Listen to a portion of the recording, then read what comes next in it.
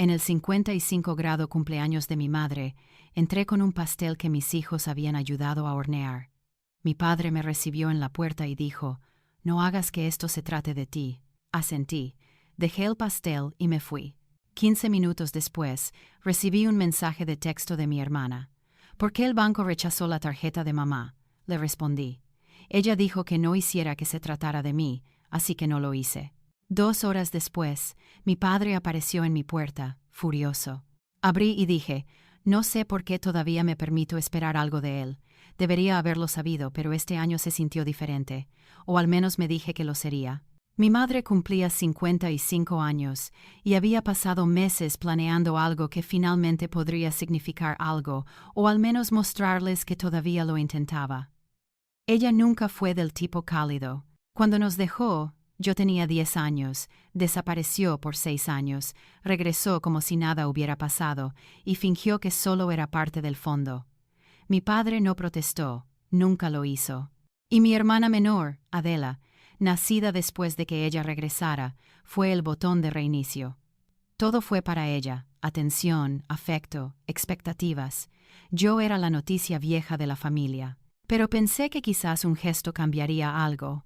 Quizás si daba lo suficiente, finalmente sería suficiente. Así que para su 55 grado cumpleaños, ahorré y le compré un coche. Nada llamativo, pero nuevo, práctico, limpio. Imaginé cómo se sentiría sorprenderla. Darle las llaves después de la cena, decirle que era de mi parte y de los niños. Mis 2 hijos habían pasado la mañana ayudándome a hornear un pastel. Chocolate y avellana, su favorito. Estaban orgullosos de él. Incluso escribimos: «Feliz cumpleaños». Abuela con un glaseado azul desordenado. Les dije que este sería un día especial. Llegamos a la casa alrededor de las 5. Yo llevaba el pastel. Mis hijos corrieron adelante, zumbando de emoción. Apenas llegué a los escalones de la entrada antes de que la puerta se abriera y mi padre estuviera allí, sin sonrisa, sin bienvenida. Solo me miró y dijo: «No hagas que esto se trate de ti». Eso fue todo. Ni un feliz cumpleaños, ni un hola, solo esa frase como si yo fuera una especie de interrupción en su fiesta. No dije nada. Entré a la cocina. Dejé el pastel en el mostrador. Me volví hacia mis hijos y les dije que volvíamos a casa. Estaban confundidos, pero me siguieron. No expliqué. No lo necesitaba. 15 minutos después, recibí un mensaje de texto de Adela. «¿Por qué el banco rechazó la tarjeta de mamá?», le respondí. Ella dijo que no hiciera que se tratara de mí, así que no lo hice. 2 horas después, abrí la puerta principal y encontré a mi padre allí, con la cara roja, respirando con dificultad. Ni siquiera esperó. Simplemente comenzó a gritar sobre cómo los avergoncé. Hice una escena, arruiné su cumpleaños, dijo. «Siempre haces esto, siempre haces que se trate de ti». Lo dejé terminar. Luego caminé hacia el mostrador, abrí el cajón, saqué el control remoto de la llave y lo levanté. Todavía tenía la etiqueta del concesionario. Él se congeló. Sabía exactamente lo que significaba. Le dije que el coche estaba estacionado a 2 cuadras. Se suponía que sería su sorpresa, pero en cambio me fui porque claramente hoy no se suponía que se tratara de mí. Todo su estado de ánimo cambió. De repente, suave, educado, dijo que los niños deberían regresar. La abuela preguntaba por ellos. Quizás todos podríamos seguir adelante. Dije que no iríamos. Lo intentó de nuevo. Dijo que solo estaban cansados, que no pensaban con claridad, que yo malinterpreté. Luego se fue, más silencioso de lo que llegó. Esa noche vi su publicación en Facebook, toneladas de fotos de la fiesta. El pastel que hicimos estaba en todas, pero me habían eliminado del grupo familiar. No estaba etiquetada. Y el pie de foto: «Qué pena que nuestra querida hija no pudo venir hoy. Te extrañamos». Fue asqueroso. Y ahora tenía este coche caro aparcado afuera, burlándose de la idea de que alguna vez podría comprar mi camino para ser parte de esta familia. No sabía qué hacer con él, solo sabía que no se lo daría. No dormí mucho esa noche después de la publicación de Facebook. Se me quedó en la cabeza como una mosca zumbando. Esas sonrisas falsas, ese pastel en el centro de todas las fotos, el pie de foto. Qué pena que nuestra querida hija no pudo venir hoy. Te extrañamos. Lo miré hasta que no pude más. Luego salí y miré el coche. Todavía estacionado en la calle lateral, todavía impecable, todavía no para ellos. La mañana siguiente fue tranquila, afortunadamente. Dejé a los niños en la escuela, me preparé un café, me senté en la mesa de la cocina y traté de convencerme de que todo pasaría. Alrededor de las 10, oí el golpe. Era mi madre. No la había visto en mi puerta en más de 5 años. Abrí, y allí estaba ella, sosteniendo una canasta de plástico barata envuelta en celofán, magdalenas compradas en la tienda, de esas con ese extraño olor químico a limón. Ella sonrió como si fuéramos viejas amigas encontrándonos por casualidad. Dijo que solo estaba por la zona. Le pregunté si todo estaba bien. Se encogió de hombros, dijo que solo quería saludar. Preguntó si los niños estaban en casa. Le dije que estaban en la escuela. Actuó sorprendida como si fuera chocante que los niños estuvieran en la escuela a las 10 de un día laborable. Luego me entregó las magdalenas. Dijo que tal vez la próxima vez dejaría algunos libros infantiles viejos. Dije, está bien, y se fue. Eso fue todo. Al día siguiente, fue mi padre quien apareció sosteniendo un nuevo set de Lego, uno de esos de Star Wars de 80 euros. Dijo que lo consiguió en oferta, como si eso lo explicara todo. Luego preguntó si los niños estaban por ahí. El mismo patrón. Sonrió torpemente. Dijo que tal vez deberíamos pasar algún día a cenar. Incluso preguntó por mi trabajo, cosa que no había hecho desde que tenía 24 años y trabajaba en turnos nocturnos en la gasolinera. Dijo que parecía que me iba bien. Al día siguiente, fue ella de nuevo, esta vez con una caja de bombones y un libro de sudoku que dijo que a mi hija le gustaría. Luego mi padre de nuevo, esta vez, con 2 pizzas y un comentario sobre cómo debía estar ocupada, y probablemente no tenía tiempo para cocinar. Cada vez que venían, preguntaban primero por los niños. Cada vez actuaban como si la última década no hubiera sucedido. Ni una disculpa, ni una referencia a la fiesta, ni una mención del coche, pero notaba las miradas. Mi padre se detuvo en la ventana principal una vez y dijo, ¿ese es tuyo? Mientras asentía vagamente hacia la entrada, solo dije, sí. Ahora estaba aparcado allí. Lo había movido de la calle, sin matrícula todavía. Las pegatinas del concesionario todavía en la ventana. Quería que lo vieran, que se preguntaran. Los niños, por supuesto, estaban encantados. Mi hija se iluminó cuando mi madre trajo una pila de viejos libros de cuentos de hadas. Mi hijo no dejaba de hablar del set de Lego. Yo no dije nada. No les dije lo que realmente era esto. No iba a cargarles con eso. Durante 7 años, mis hijos fueron invisibles para ellos, sin ofertas de niñera, sin visitas aleatorias. El hijo de Adela, Fernando, tuvo 3 bicicletas antes de cumplir 8 años. Mi hija todavía usaba el patinete que encontramos en una venta de garaje. La familia de Adela iba a Disney. La mía recibió una tarjeta de cumpleaños tardía con el nombre mal escrito, y ahora venían todos los días preguntando si podían llevar a los niños unas horas, riéndose más fuerte de lo necesario, hablando de cuánto extrañaban el tiempo en familia. No discutí. No les reproché nada porque sabía exactamente lo que estaban haciendo. Pensaban que podían recuperarlo. Pensaban que si jugaban a ser abuelos perfectos durante unas semanas, yo olvidaría todo, que les entregaría las llaves con una sonrisa y les agradecería por finalmente aparecer. No hice promesas, no di señales, y no iban a recibir ese coche. No después de 55 años de reescribir la historia. Habían pasado casi 3 semanas de la misma rutina. Visitas diarias, sonrisas forzadas, regalos sorpresa y elogios exagerados para los niños. Nunca se quedaban mucho tiempo, solo lo suficiente para ser vistos, para dejar algo, para sembrar un poco más de duda en la mente de mis hijos sobre quiénes eran realmente sus abuelos. Yo seguí el juego. No fui grosera, no discutí, pero tampoco lo animé. Luego, una tarde de martes, algo cambió. Mi madre apareció de nuevo sin avisar, pero esta vez traía a Fernando con ella, el hijo de Adela. Dijo que iban de camino a una cita con el dentista cerca y pensaron en pasar. Fernando entró corriendo como si fuera el dueño del lugar. Ni siquiera saludó. Se dirigió directamente a la habitación de mi hijo y cerró la puerta detrás de él. 10 minutos después, mi hijo entró en la sala de estar con uno de sus cómics roto por la mitad. Lo miré fijamente. No lloró. Simplemente se quedó allí en silencio y dijo: Fernando dijo que era aburrido. Caminé hacia el pasillo y abrí la puerta. Fernando estaba tirado en la cama jugando con la Switch de mi hijo. Mi madre estaba sentada en la cocina fingiendo leer el libro de Sudoku que nos dio la semana pasada. Le dije que por hoy habíamos terminado. Al principio no se movió. Simplemente mantuvo los ojos en el libro y dijo: No tienes por qué exagerar. Lo dije de nuevo, más despacio. Hemos terminado. Se levantó sin decir palabra. Llamó a Fernando y se fue. Ni siquiera cerró la puerta. Al día siguiente nadie apareció, ni al día siguiente. Luego, el jueves por la noche, a la hora de cenar, llamaron a la puerta. Abrí y mis dos padres estaban allí, con los brazos cruzados. Lo sentí antes de que hablaran. Esto no era una visita. Mi padre empezó primero. Dijo que estaban cansados de jugar.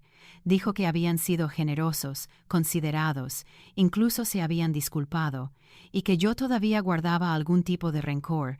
Mi madre intervino y dijo que estaba criando a mis hijos para que fueran amargados y aislados, que necesitaba dejar de usar el pasado para justificar ser egoísta. Luego preguntó por el coche. Así, sin preámbulos, sin sonrisas. Preguntó directamente si todavía era para ella o si yo planeaba dejarlo allí por despecho. No dije nada durante mucho tiempo. Los niños estaban en la otra habitación otra vez. Pude oírlos reír, completamente ajenos. Luego les dije la verdad. Yo había querido llevarme bien, de verdad, y que dolía más de lo que podía admitir que las cosas resultaran así. Fui al cajón, saqué las llaves y las volví a levantar, igual que la última vez. Pero esta vez no solo se las mostré. Las tiré sobre la mesa y dije: esto es lo que perdisteis en el instante en que me dijisteis que no lo hiciera sobre mí. Se quedaron mirando las llaves y luego, como si alguien hubiera accionado un interruptor, mi padre cambió de tono. Dijo que estaba siendo dramática. Preguntó si los niños querían ir a casa de la abuela. Dijo que ella los estaba esperando.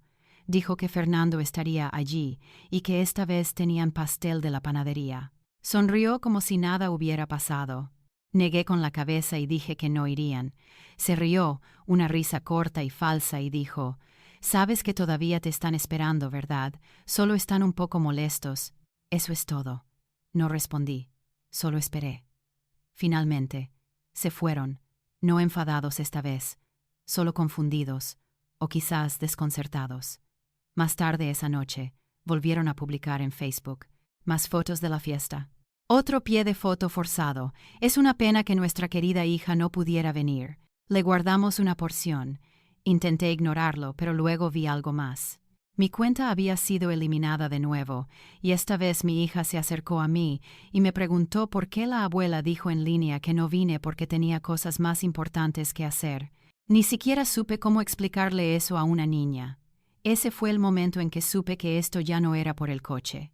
Se trataba de control, reputación, narrativa, y lo estaban perdiendo todo. Al final de la tercera semana, el patrón estaba claro. Habían dejado de intentarlo. No más visitas diarias, no más visitas inesperadas con rompecabezas o magdalenas, o cajas de cereales que pretendían ser especiales, no más un tenue interés en los cuentos para dormir o los proyectos escolares. Mi entrada, una vez usada como su escenario, estaba tranquila de nuevo, pacífica, pero fría.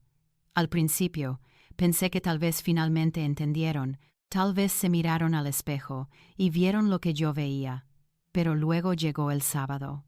Alrededor de las 10 a.m., justo cuando estaba arrastrando los cubos de basura de vuelta de la acera, aparecieron en su coche. Ni siquiera tuve tiempo de fingir que no estaba en casa. Salieron como si nada hubiera pasado. Mi madre sostenía una planta en maceta, algo de lavanda, y mi padre tenía un balón de fútbol nuevo y brillante bajo el brazo. Sonrió y dijo algo sobre el clima. Mi madre levantó la planta y la llamó una ofrenda de paz. Luego mi padre dijo que estaban pensando en llevar a los niños al parque. Dijo que Fernando ya estaba allí con Adela. ¿Y no sería agradable que los primos jugaran juntos? Me quedé inmóvil, con las manos aún en el cubo de basura. Les dije que teníamos planes. Mi padre fue el primero en dejar de fingir. Su rostro se endureció. Dijo que estaban cansados de venir todo el tiempo y no obtener nada a cambio. Dijo que era evidente que no quería la paz, que todavía estaba estancada en el pasado. Mi madre siguió. Dijo que habían hecho más que suficiente últimamente. Regalos, visitas, tiempo. Dijo que necesitaba soltar lo que sea que estuviera aferrándome. Luego volvió a preguntar por el coche. No directamente, solo. Entonces, ¿qué pasa con él? ¿Todavía estás decidiendo? Fue entonces cuando perdí el último ápice de paciencia que me quedaba. Les dije que nunca quise que las cosas fueran así, que lo intenté durante años para ser vista.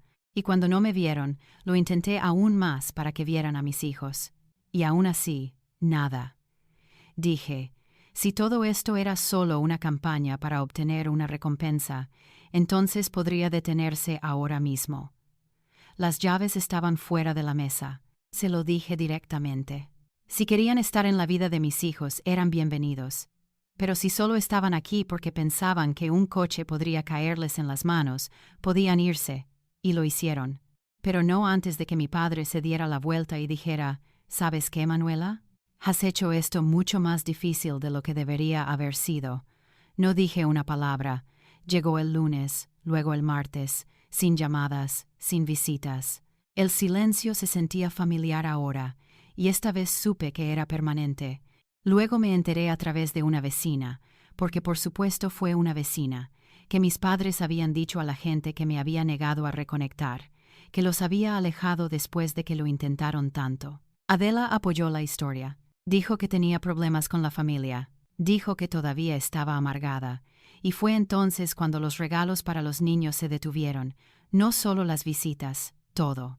El cumpleaños de mi hija llegó y pasó, sin tarjeta, sin llamada. Mi hijo preguntó si la abuela lo había olvidado. No supe cómo responder sin romper algo dentro de mí. Me encontré mirando el coche de nuevo esa noche. Estaba tan orgullosa cuando lo compré. Trabajé horas extras, ahorré cada euro extra, me salté vacaciones. Ni siquiera era para mí. Esa era la peor parte. Nunca lo había sido. Ahora simplemente estaba aparcado allí sin hacer nada, solo un recordatorio. Empecé a buscar políticas de devolución. No esperaba que desaparecieran por completo, pero lo hicieron. Un día aparecían con libros de cuentos e ilusiones. Al día siguiente desaparecían como si nunca hubieran existido. No más mensajes de texto, ni llamadas, ni intentos incómodos de dejar sobras o preguntar por los proyectos escolares de los niños. Se quedaron en silencio y así permanecieron. Al principio pensé que solo se estaban reagrupando, quizás intentando un nuevo enfoque, pero pasaron las semanas. Llegó el cumpleaños de mi hija. Nada, ni un ups, se nos olvidó. Ni siquiera una publicación en Facebook. Fue entonces cuando los niños realmente lo notaron. Mi hija me preguntó esa noche si la abuela estaba enfadada con ella. Le dije la verdad, que nada de esto era su culpa, que a veces los adultos toman decisiones extrañas cuando no obtienen lo que quieren, pero pude ver que ella no lo entendía realmente. ¿Cómo podría? Lo curioso fue que su ausencia se sintió casi más fuerte que su presencia. Ya no quedaba familia. Adela y yo no nos hablábamos. Mis padres estaban haciendo Dios sabe qué, fingiendo que yo no existía. Los únicos que nunca cambiaron fueron los niños. Todavía felices, todavía haciendo preguntas que yo no podía responder. El coche seguía en la entrada. Había iniciado los trámites para devolverlo. Por supuesto, el concesionario lo aceptó de vuelta con una comisión, un 10% menos, así sin más. Me dolió más de lo que pensé. No solo el dinero, sino el significado detrás de él, que algo por lo que trabajé tan duro terminó siendo otro puente quemado. 2 días después de la devolución, aparecieron de nuevo. Por supuesto que sí. Mi padre se paró en el porche como si nada hubiera pasado. Sin llamar, sin avisar, solo tocó el timbre y esperó. Abrí la puerta. No me preguntó cómo estaba. No preguntó por los niños. Solo dijo que necesitaban ayuda. 4.000 euros. Sin explicación, sin detalles, solo eso. Lo dijo con calma, como si pidiera un favor a un viejo amigo. Lo miré y no sentí nada. Ni culpa ni ganas de solucionar nada, solo una claridad abrumadora. Dije que no sin pensarlo 2 veces. Me miró un segundo más, luego se dio la vuelta y se fue. Sin discusión, sin enfado, solo el sonido silencioso de él bajando del porche y alejándose. Luego cerré la puerta de golpe detrás de él, no con fuerza, pero lo suficiente para dejar claro un punto. No he sabido de ninguno de ellos desde entonces. Los niños todavía hacen preguntas de vez en cuando, pero cada vez menos. Y nunca sé muy bien qué decir. No quiero envenenar su visión de la familia, pero tampoco les mentiré. Algunas noches me quedo despierta pensando que tal vez debería haberles dado el coche. Tal vez hubiera sido más fácil. Pero ese pensamiento no dura mucho. Ellos tomaron su decisión hace mucho tiempo, y ahora yo he tomado la mía. No lo noté de inmediato. La paz. Al principio, lo confundí con el silencio. Como después de una tormenta cuando todavía esperas un trueno que nunca llega. Luego, una mañana me di cuenta de que nadie los había mencionado en semanas, sin llamadas, sin golpes en la puerta, sin publicaciones de Facebook etiquetadas con culpa, ni siquiera comentarios pasivo-agresivos a través de amigos en común. Era como si finalmente lo hubieran aceptado, o tal vez simplemente se cansaron de fingir, y la vida, de alguna manera, no se desmoronó. Los niños estaban muy bien. Mi hija tenía una nueva amiga en la escuela y estaba aprendiendo a trenzarse el pelo. Mi hijo se unió al club de ajedrez de la escuela y venció a un alumno de 5º grado en su segunda semana.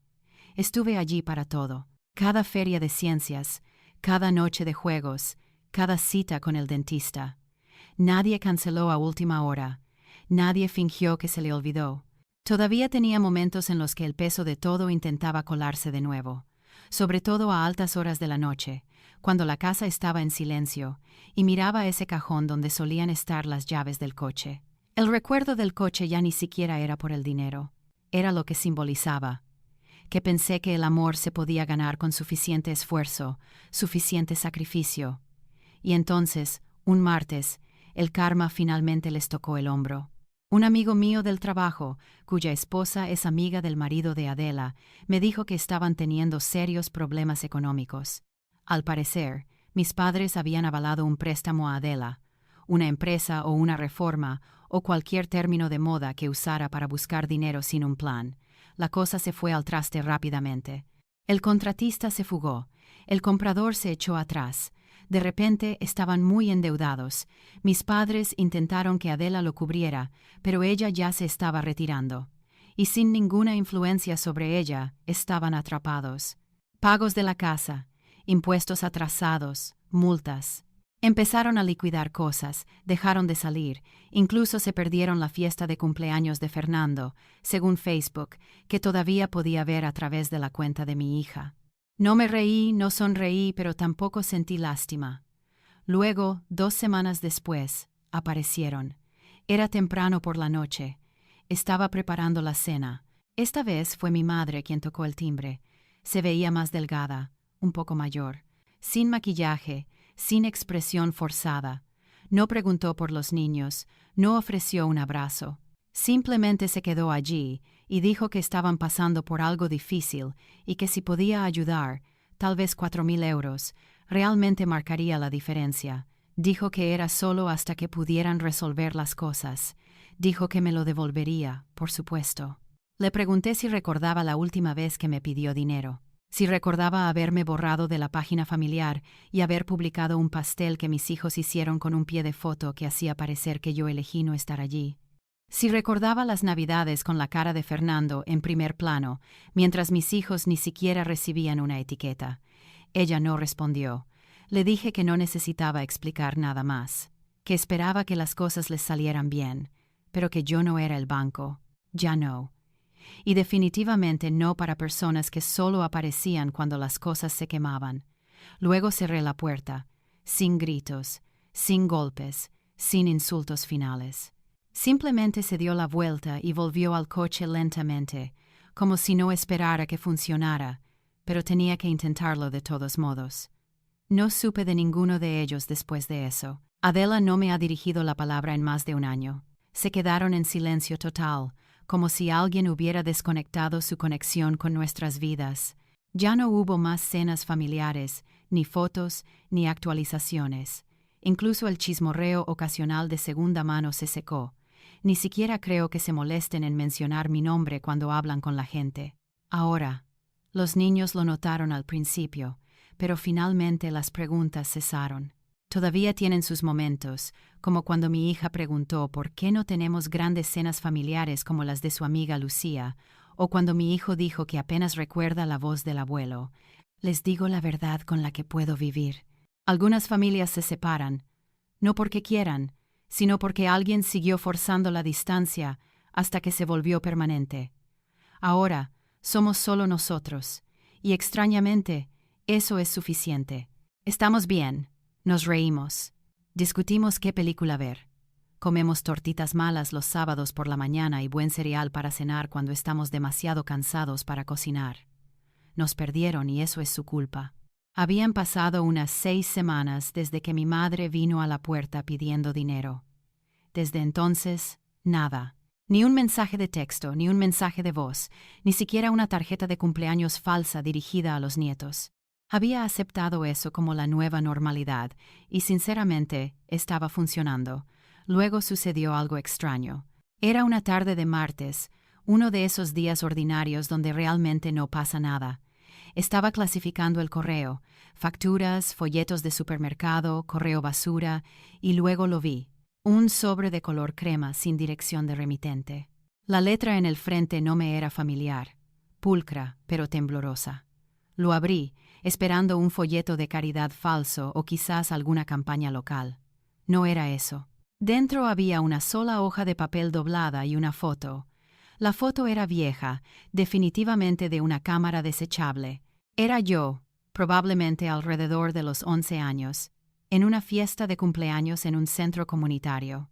Había globos, un pastel a medio comer, y mi padre torpemente agachado detrás de mí. Mi madre estaba a un lado, apenas en el encuadre. La nota solo decía: encontré esto limpiando el garaje. Pensé que tal vez la querrías. Ese fue un buen día, papá. Sin disculpas, sin preguntas, solo eso. Se sintió extraño, ni triste, ni cálido, solo aleatorio, como alguien tratando de recordar un recuerdo que ni siquiera ayudaron a construir. Se lo mostré a los niños esa noche. Mi hija preguntó por qué el abuelo enviaría eso después de no hablarnos más. No tuve respuesta. Mi hijo miró la foto y dijo: pareces un poco solitaria. No se equivocó. Guardé la foto en un cajón. No respondí. Ni siquiera estoy segura de que quisieran una respuesta, pero me hizo preguntarme por qué ahora, por qué esa foto, y por qué enviarla anónimamente como si fuera una especie de mensaje en una botella. No sé a qué están jugando, pero he aprendido a no sorprenderme más. Pasaron unas semanas más. La vida siguió. Los niños se estaban adaptando a la escuela. Mi hija estaba inmersa en una fase en la que quería ser astronauta, y mi hijo estaba obsesionado con dibujar cómics sobre animales robot que salvan el mundo. Guardé la foto en el cajón, nunca la volví a mirar. Luego, una noche, justo cuando terminaba de lavar los platos, sonó el timbre. Era Adela. No la había visto en persona desde la fiesta de cumpleaños. Parecía más delgada, cansada, pero aún tenía ese mismo filo en la voz, el que siempre usaba cuando estaba a punto de hacerse la víctima y la villana al mismo tiempo. Pensé que podíamos hablar, dijo. No abrí la mosquitera, solo me quedé mirando. Ella suspiró, luego dijo que estaba preocupada por nuestros padres. Dijo que las cosas habían empeorado. Dijo que habían tenido que vender algunos muebles, estaban atrasados en las facturas y estaban demasiado orgullosos para pedir ayuda a nadie más. Esperé a que llegara al punto. Luego lo dijo. No querían que todo fuera como fue. Creo que solo están heridos. Quizás si les mostraras un poco de gracia, las cosas podrían empezar a sanar. Gracia. Esa palabra me golpeó como una bofetada. Casi me reí. Le dije que me había pasado toda mi vida adulta ofreciendo gracia, que había aparecido, Me había callado, perdonado cosas que ningún niño debería tener que perdonar, solo para mantener viva una conexión que ya se estaba deshilachando por los bordes. Ella cambió de peso, dijo que estaba siendo dramática, que tal vez estaba leyendo demasiado en el pasado, que tal vez el coche había sido un error desde el principio, demasiado llamativo. Le dije que el coche no era el problema, era solo la prueba de que, sin importar lo que diera, nunca sería suficiente. Y si realmente estaban pasando por dificultades, entonces tal vez deberían ir a la persona a la que siempre habían priorizado, ella. Ella dijo que eso no era justo. Dije que era hora. Luego cerré la puerta. No la golpeé, no grité, no lloré. Simplemente la cerré con llave detrás de mí y fui a ver a los niños. Estaban en la sala construyendo un fuerte de almohadas. Mi hija levantó la vista y dijo, ¿era la tía Adela? Le dije, sí. Preguntó si se quedaba a cenar. Le dije, no. Ella asintió y volvió a apilar los cojines del sofá. Más tarde esa noche, abrí el cajón de nuevo y miré la foto. Pensé que tal vez la rompería, o la devolvería, o la quemaría, pero no lo hice. Simplemente la miré y dije en voz alta, ya no soy esa niña. Y no lo era. A la mañana siguiente había una carta en el buzón, de nuevo escrita a mano, papel diferente, tinta diferente, pero la misma mano temblorosa. Esta vez era mi madre. No era una carta exactamente, solo una lista. Recuerdos, fragmentados. El primer recital de baile de Manuela, su proyecto de feria de ciencias con el volcán que explotó. Su risa cuando vio la nieve por primera vez. Sin contexto, sin explicación, sin disculpas, solo nostalgia con bordes afilados. No respondí. Doblé el papel, lo metí en el mismo cajón que la foto y seguí con mi día. El silencio volvió, más profundo esta vez, como si finalmente se hubieran quedado sin formas de hacerme la villana, como si la historia que le contaron al mundo sobre mí ya no se sostuviera y estuvieran demasiado agotados para seguir reescribiéndola. Y en ese silencio, algo inesperado floreció. Alegría, no ruidosa, no abrumadora, sino constante. Empecé a cantar mientras doblaba la ropa. Los niños y yo comenzamos a hacer noches de cine los viernes, con palomitas de maíz y malas imitaciones de cada actor en pantalla. Bailamos en la cocina. Pintamos piedras para dejar en el parque para que las encontraran extraños. Creamos nuestras propias tradiciones. Un día, mi hijo preguntó si podíamos escribirnos cartas solo porque sí, así que lo hicimos. Él dejó una en mi almohada que decía, «Eres la mejor mamá, incluso cuando quemas las tortitas». Me reí tanto que lloré. Más tarde esa semana, mi hija dejó una en el bolsillo de mi abrigo que decía, «Me haces sentir segura. Espero que tú también te sientas segura». No lloré esa vez, pero solo porque no pude moverme por un tiempo. No solo estaban sobreviviendo a esto, estaban creciendo, y yo también. Era un domingo por la mañana cuando el timbre volvió a sonar. Esta vez no dudé. Abrí la puerta rápidamente, ya preparándome. Pero no eran mis padres. Era Fernando. Parecía más alto que la última vez que lo vi. Todavía tenía esa misma media sonrisa engreída. Detrás de él estaba Adela. Ni siquiera intentó fingir que era una llamada social. «Estamos vaciando la casa de mamá y papá», dijo rotundamente. «Se van a algo más pequeño. Pensé que tal vez querrías elegir lo que queda».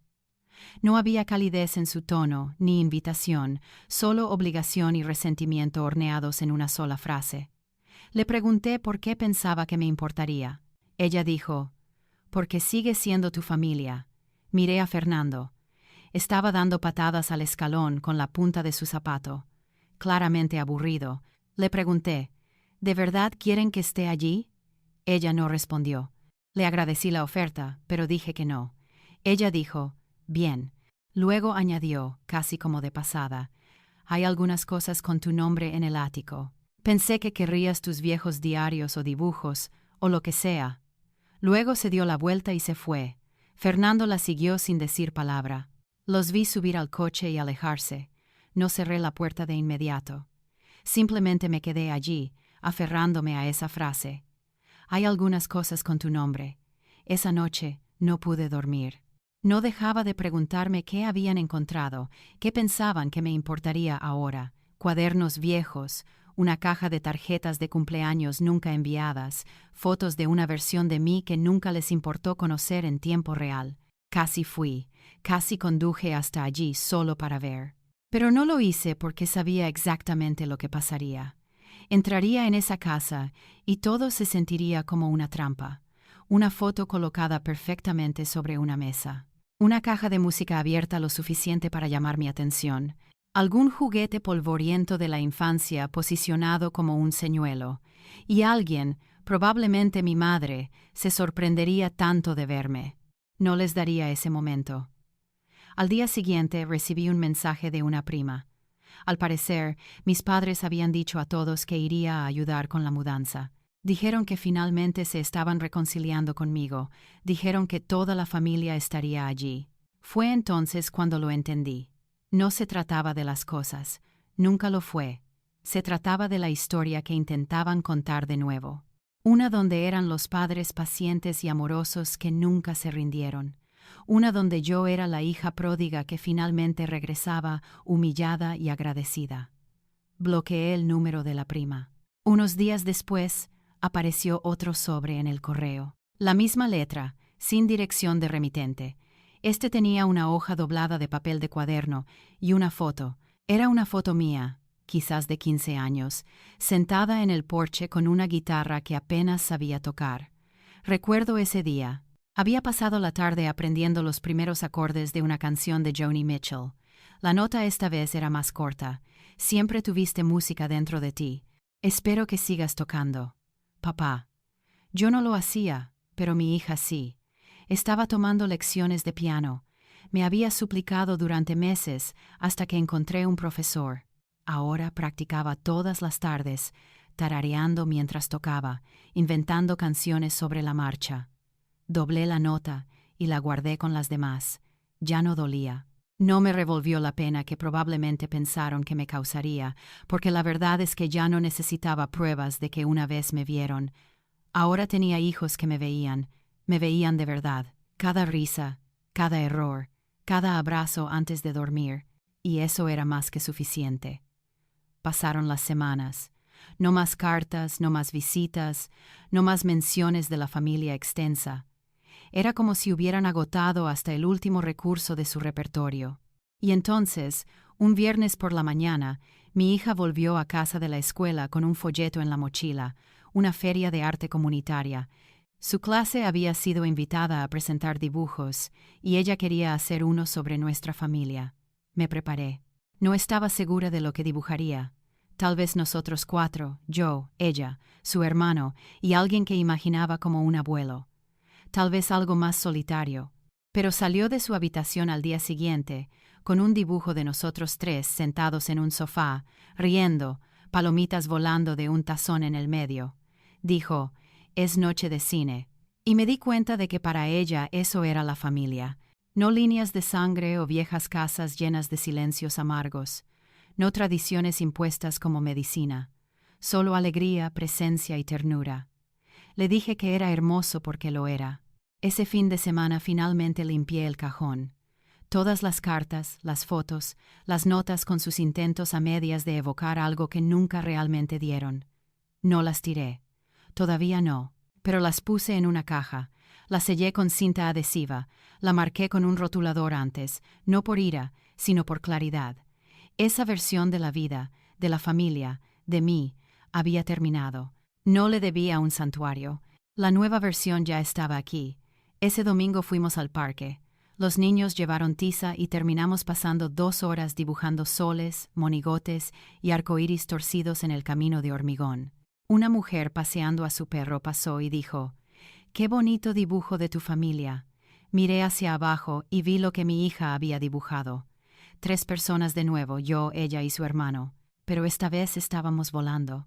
«Nos hice Super Harris», dijo ella. «Tú salvas gente, yo salvo animales, y él salva aperitivos». Me reí tanto que asusté a una paloma. Caminamos a casa de la mano, con el sol de la tarde suave sobre nuestros hombros. Sin culpa, sin sombras, sin esperar el siguiente golpe, solo paz, paz real. Más tarde esa noche, mientras acostaba a los niños, mi hijo preguntó, ¿volverán la abuela y el abuelo? Hice una pausa. Luego dije, quizás, pero no los necesitamos para estar bien. Él asintió. No volvió a preguntar. Mi hija dijo, aunque no lo hagan, todavía nos tenemos el uno al otro, ¿verdad? Le besé la frente. Siempre.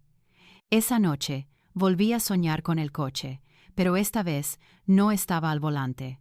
Estaba pasando por él de la mano con mis hijos, mientras alguien más estaba sentado dentro tocando el claxon y esperando. No me di la vuelta. Simplemente seguí caminando y me desperté sonriendo. Habían pasado meses, no más cartas, ni fotos, ni visitas sorpresa, nada, y había dejado de esperar algo. Dejé de esperar un capítulo final, o una rendición de cuentas, o un final ordenado que diera sentido a todos los años.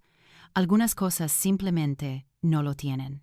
Una tarde, mientras organizaba el garaje, encontré una caja vieja etiquetada Cosas de mamá. Estaba llena de cosas al azar de mi infancia. Proyectos escolares, un par de diminutas zapatillas de ballet, una tarjeta de cumpleaños descolorida que hice en 2º grado y que decía, «Eres la mejor con purpurina». Me senté en el suelo de hormigón y lo miré todo. Una parte de mí se sintió tonta, por pensar siempre que esos pequeños esfuerzos podrían construir un puente lo suficientemente grande como para llevarnos de vuelta el uno al otro. Pero otra parte, la parte en la que finalmente había aprendido a confiar, sabía mejor. Esos pequeños momentos no fueron en vano, no fueron fracasos, fueron para mí, para mis hijos, para la vida que construimos y de la que nadie podía atribuirse el mérito excepto nosotros. Más tarde esa noche, eché un último vistazo a la caja, antes. Luego la deslicé hasta el fondo del estante más alto de mi armario, detrás de viejos abrigos de invierno y álbumes de fotos que realmente quería conservar. Ya no necesitaba estar al alcance. La vida continuó. Los niños crecieron. La casa se volvió más ruidosa. Derramamos zumo en la alfombra. Gritamos por las tareas.